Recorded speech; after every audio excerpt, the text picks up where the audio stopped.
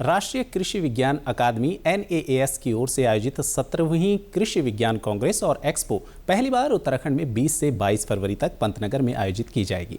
इसकी तैयारियां तेजी से चल रही हैं। प्रधानमंत्री नरेंद्र मोदी इस आयोजन में वर्चुअल माध्यम से संबोधन करेंगे। कार्यक्रम में देश विदेश से 3,500 से ज्यादा वैज्ञानिकों, छात्रों और किसानों के शामिल होने की उम्मीद है।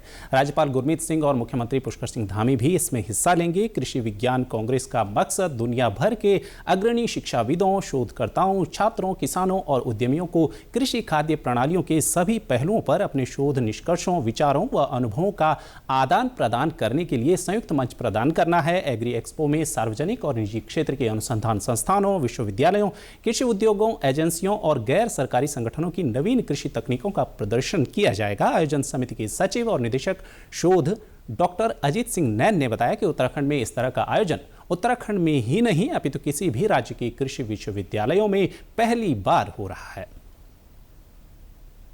ये एक बड़ा पंडाल मेरे पीछे लगा हुआ है जिसमें कि इनॉग्रेशन का कार्यक्रम होगा और उसी में ही बाद में पोस्टर प्रेजेंटेशन होगा, सांस्कृतिक कार्यक्रम होंगे और वैलिडिक्टरी कार्यक्रम होगा। इसके साथ साथ 3 दूसरे पंडाल लगाए गए हैं जो कि एग्जीबिशन को लेके हैं। उसमें पूरे देश की बड़ी बड़ी कंपनियों से लेके और पूरे देश के जितने भी वैज्ञानिक संस्थान हैं या विश्वविद्यालय हैं उनके सबकी जो तकनीकी डेवलप उन्होंने की है उसका प्रदर्शन वहाँ किया जा रहा है। करीब हम लोग उम्मीद कर रहे हैं कि 3,500 से 4,000 लोग हमारे इसमें कार्यक्रम में आएंगे।